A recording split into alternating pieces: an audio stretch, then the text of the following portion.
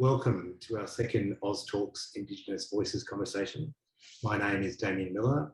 I'm Head of Strategic Communications at the Australian Embassy in Washington, DC. I'm also a descendant of the Dhunghutti people of Central Queensland, and I say Bindi Curry, which is greeting or hello in the Dhunghutti language.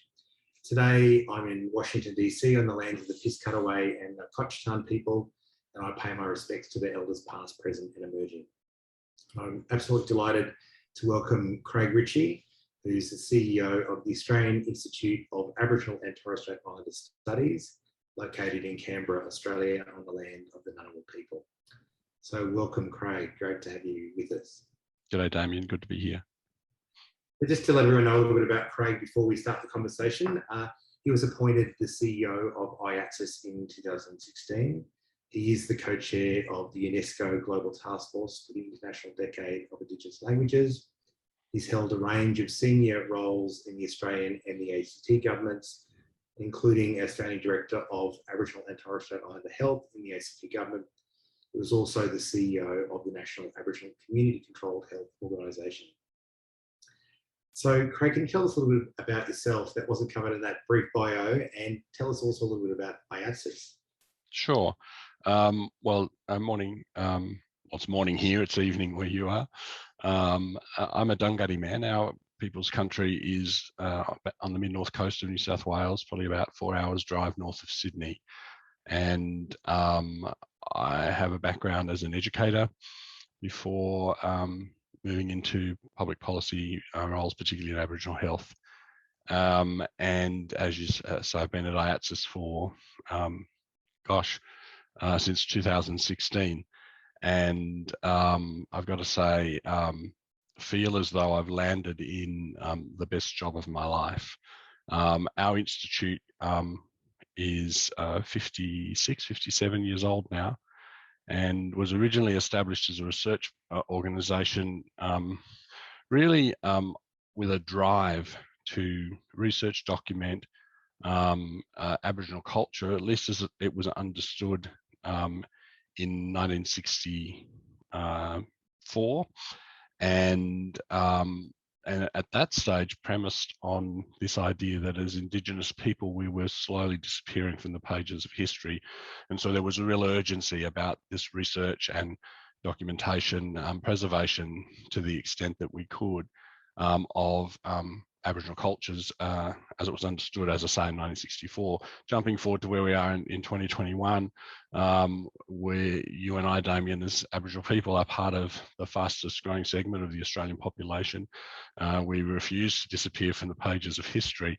And so the institution that I now lead, which is the Commonwealth Government's only institution with an exclusive remit on the cultures of First Peoples in this country, our stories, our history. So we've pivoted now from that backward-looking, quick before they all disappear approach to the work that we do, to very much telling the story of Aboriginal and Torres Strait Islander Australia as a living, vibrant part of contemporary and modern Australia, and giving people the opportunity to encounter our cultures, both Aboriginal and Torres Strait Islander cultures, in ways that are transforming and that help us think about who we are as Australians. What's the story that we tell ourselves, and what's the story that we tell the world, and how does indigeneity and the story of First Nations people in this country figure in our national narrative. We are a collecting institution. We're an archive, we're a research organisation, we're a communication and an education body, and I think we're really unique, and both in Australia, but I think also globally, for being a federal institution committed to this very important task of building a national collection, making that available, and promoting a better understanding of Aboriginal and Torres Strait Islander people and our cultures. Thanks, Craig. That's amazing. I mean, it's so fantastic to be able to visit AIATSIS and to, you can learn quite a lot about the amazing work that you do in the preservation of languages and culture and history. But today we're going to talk a little bit about one particular piece of work that that you've been very heavily involved in, and AIATSIS is working on, and that's the return of Aboriginal and Torres Strait Islander cultural heritage. And that cultural heritage is located across Australia, but it's also across the world, and it's a priority for AIATSIS and the Australian government to see that cultural heritage is returned to the original traditional owners to which that heritage belongs. And the Australian government has recently, in 2020, I think, funded a major project about bringing this cultural heritage back, whether it's in Australia or overseas. So can you tell us a little bit about this work and this particular project that you're so intimately involved in? Yeah, terrific. Love to, Damien. This is a really exciting piece of work. It had its origins in the lead up to 2020, which of course marked the 250th anniversary of Captain Cook coming to Australia, or what now is Australia. I like to flip it. He didn't discover us, we discovered them. And that, of course, that event marked the beginning of a process of the expropriation of Indigenous material culture.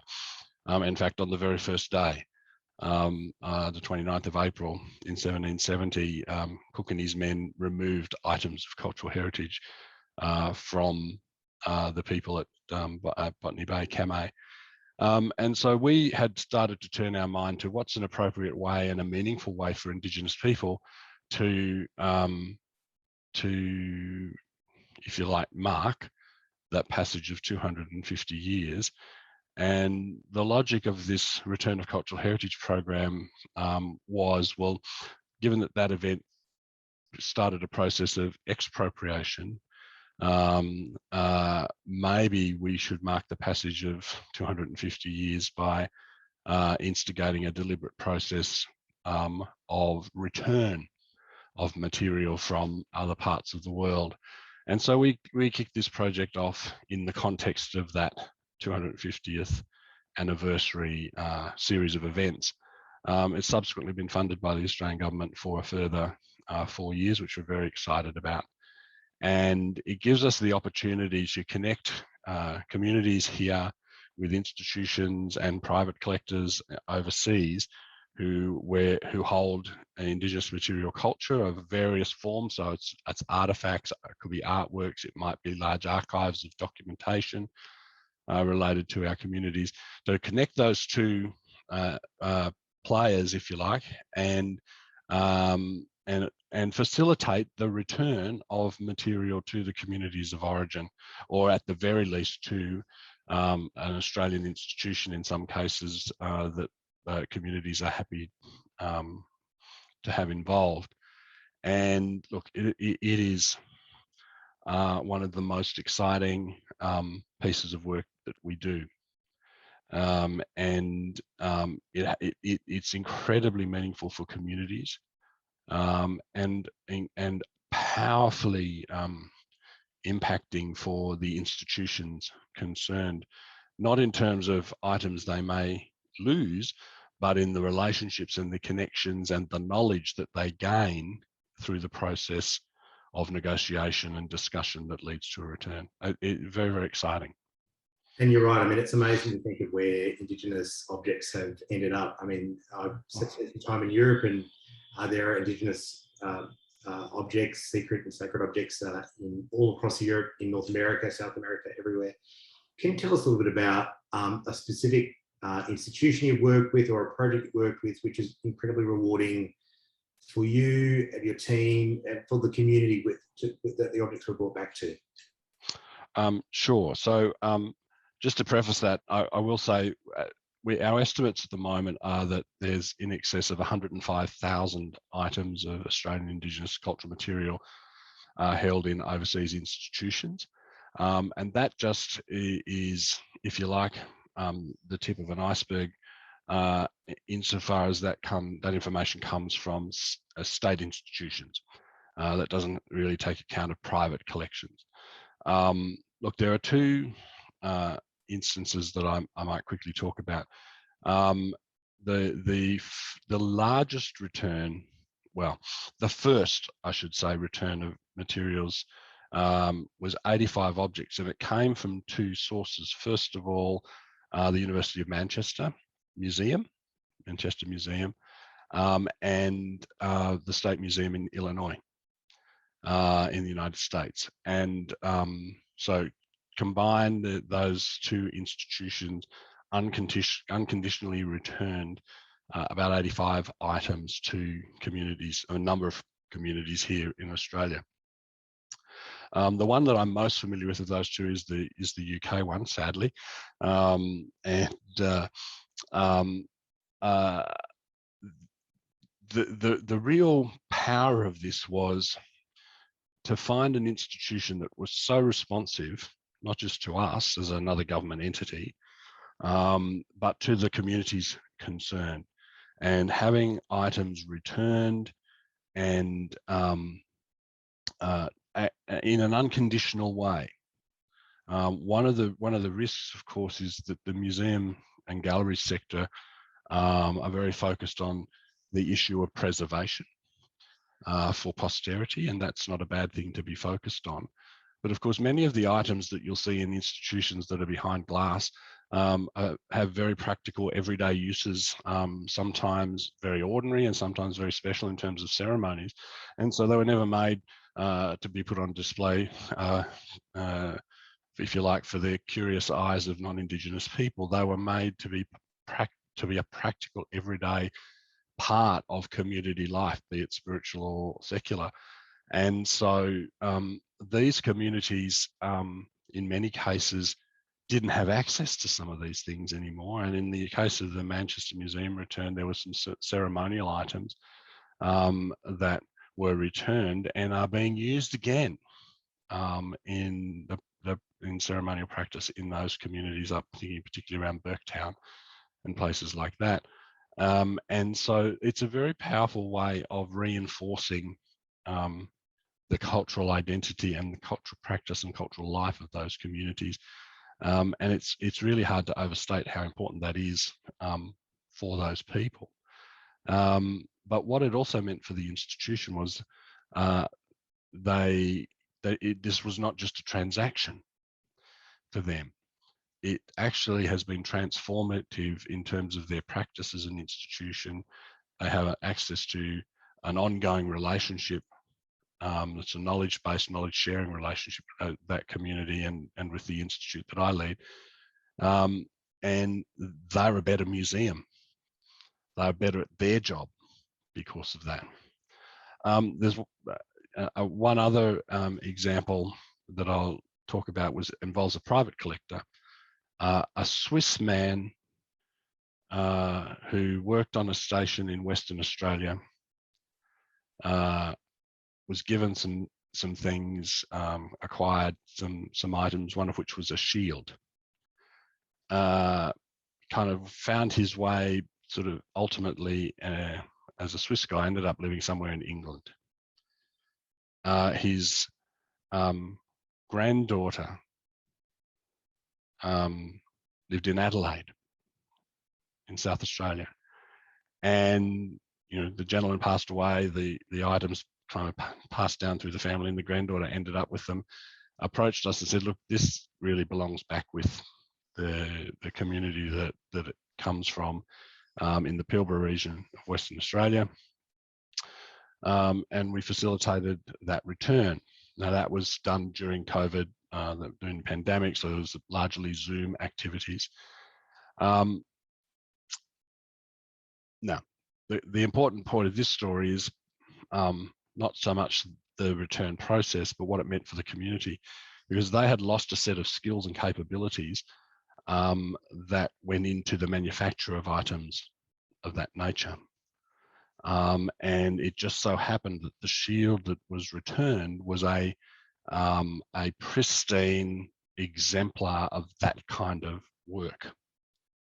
And now that that's back home, those people are relearning a set of skills around, manufacture, craftsmanship, artisanship, all of those kind of things, teaching it to children or their young people, and reanimating a whole kind of practice that had been lost. Now, Will they use shields in warfare? Probably not in 2021, I hope not. But there's something about the capability building process or the capability building that happens through reanimating some of these traditional crafts, if you like. And so on the one hand, you've got deeply spiritual work happening but reanimating. On the other hand, you've got a whole set of capability building in terms of practical skills and craftsmanship that are being regenerated through what seems like a fairly ordinary process of I've got something that belongs to you, I'm going to give it back. That's the thing about this repatriation, the ripple effect of them is quite amazing. And so within kind of communities, within institutions, I'm really interested in something you were saying. What sort of broader ripple effect does this work have on institutions globally? What sort of conversations is it sparking? I know there's a lot of discussion about return of cultural objects to former colonial countries. So yeah, how does the work that you're doing fit into that broader kind of discussion? And in a way, how is your work kind of leading in that in terms of the relationship building element, which is just so important? Well, Damien, I think, well, as you and I know, our communities operate on the basis of relationships. It's the bedrock. It's indigeneity, whilst it's certainly about descent, is really about connection, right? And so the core element of this program is the relationship creation. Is more so than that. I used the word transaction before. Yeah, transaction ultimately is involved, but that happens on the basis of the establishment of an ongoing relationship and exchange.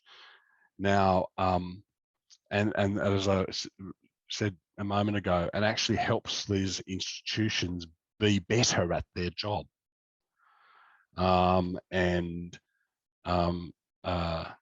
They know more about what it is they hold in their collections. They understand those things in a much more deeper way, and often in a much more accurate way. I think I've shared with you my experience of one particular institution that had mislabeled an item on public display that shouldn't have been on public display, and a very serious spiritual item, but had mislabeled it.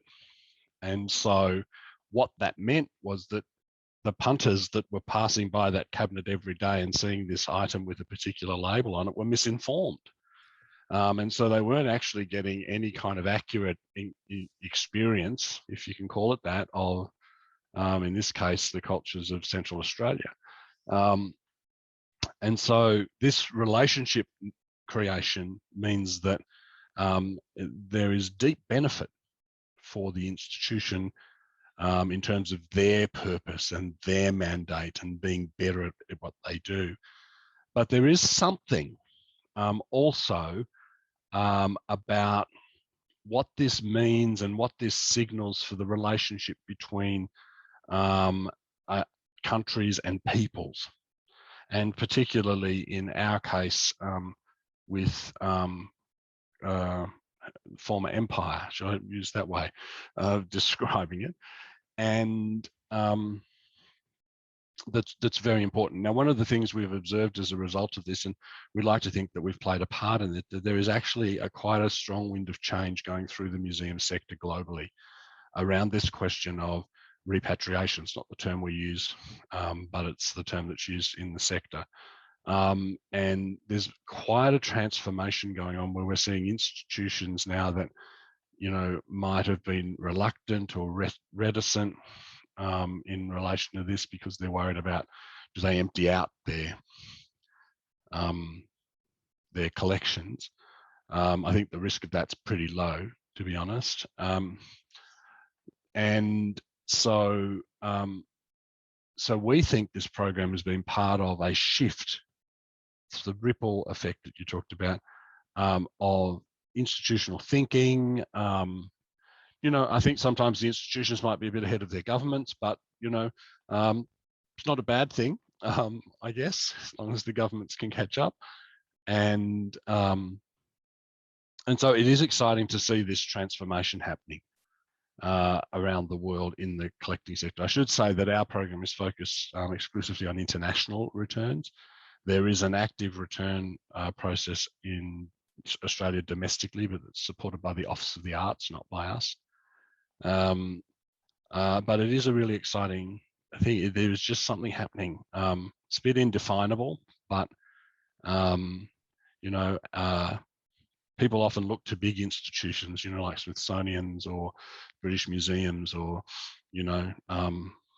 museums of national, like the Museum of, I think, Natural History in New York, to lead the way. And actually, in this case, it's been relatively smaller institutions. One in State Museum in Illinois, the Manchester Museum in the UK, and individual private collectors that are kind of the tip of the spear, if you like, but bringing about quite so big institutions now are having to think through these processes, and it's exciting to be part of that. And no, you're absolutely right. Even in our backyard here in Virginia, in Charlottesville, the Kluge-Ruhe Museum, of course, is a world famous institution not far away. Got an amazing collection of Indigenous art, and they've done a lot of work in preserving that, of course. But they've recently also, through the University of Virginia, returned a number of objects. Correct. Yeah. Which is great. And so once again, they're kind of leading the way and showing and doing the right thing as an institution, and that's being noticed by other institutions here in the US. No, the Kluge-Ruhe is a really interesting example. So those items are now home in Australia. They're currently being stored and cared for in Sydney because of the state of play pandemic-wise, and but they will make their way back to Alice Springs and to Aranda people, where they come from. Well, at Aranda, and I think there's more than that as well. Now that institution was ahead of the game, in fact, because they approached us and kind of said, "We've decided to do this. Can you help?" And so rather than an institution that we've had to, sort of encourage and build a relationship and build a connection with, because I've been to the museum there in Richmond. It was so exciting to have them kind of be can you guys catch up with us? We're ready to return this material. It's when influential institutions like that start to, I'm going to say not just jump on the bandwagon, but actually drive it, it starts to have greater effects more broadly. No, you're absolutely right. People like Margot Smith and Henry Skerritt, they're really kind of leading, and also it's in their general relationship with Aboriginal communities. They're really kind of engaged with communities in a day-to-day way. So it's not surprising that they've led that effort. We've got one final question, and that's really about just, the subject or the topic of our conversations is Aboriginal voices, Indigenous voices. How important is it for Indigenous voices to be in the room, or in your case, Indigenous leadership to be involved in a project like this? You've obviously helped shape this over many years, and tell us about that, what guides you and why it's critical. I think it's absolutely essential. We are at a point in history when it's no longer tenable for any work in relation to Indigenous people to be carried out on our behalf or for us by non-Indigenous people, however well-meaning and however well-intentioned. That, the phrase that keeps floating around UNESCO is, in the languages space, is nothing about us without us. And so Indigenous agency is absolutely critical. So we operate, even though we are an Indigenous institution, we're a state, a federal government institution, but we have Indigenous leadership and an Indigenous governance system. We operate on an ask first basis, and so we'll undertake some research and we'll discover that there's the Dhunghutti mob have some material in this institution overseas, and having ascertained a willingness on the part of that institution to entertain a conversation, before we even get there, we talk to the Dhunghutti people and go, what do you want us to do? Your material's here. And the decision about whether it comes back or whether it remains in place is entirely in the hands of Indigenous people, and entirely in the hands of the traditional owners.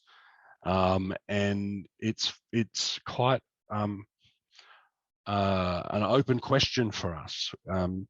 And in many cases, there may be mob who say, in fact, in the case of the Vatican Museum, there have been some communities who said, no, we want our material to stay there because our culture needs to sit alongside the Renaissance and medieval and ancient cultures on an equal footing.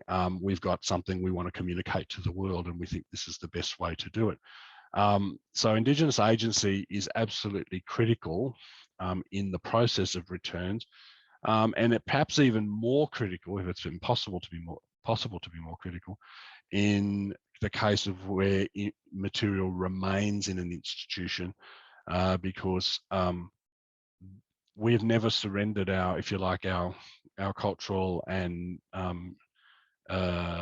epistemological sovereignty in relation to those items, and so we know about them. And in many cases, often because of the way that items were acquired, and even through the legitimate processes of collection, records were not terribly accurate, or misinformation was recorded, or and so we know our stuff, and we can, and the institutions don't. And so our voices are critical to this. The voices of traditional owners are absolutely central and are a fundamental pillar of our work in general, but our work in this space in particular. Again, that's part of, if you like, the ripple effect, because this program and this activity is a powerful symbolic recognition of the sovereignty of Indigenous people, the primacy of our voices and of our agency in relation to our own cultures and how they're understood and known throughout the world. Fantastic. Look, it's been such a rich conversation, Craig. Thank you so much for sharing, your story, but also telling us about AIATSIS and the important work you're doing, working a lot with Australia's network of posts, including here in Washington, DC. We're going to have a link. This whole video will appear on our embassy YouTube channel. We'll put links to social media and also links to AIATSIS so people can learn a bit more about the institution and the Cultural Heritage Project. So, look, thanks, Craig. It's been wonderful, and stay safe back in little Canberra. I'll do that. Good to see you again, and hopefully it won't be too long before I'll be able to come visit you again in DC. Fantastic. Look forward to it. Thanks a lot. Okay, ciao.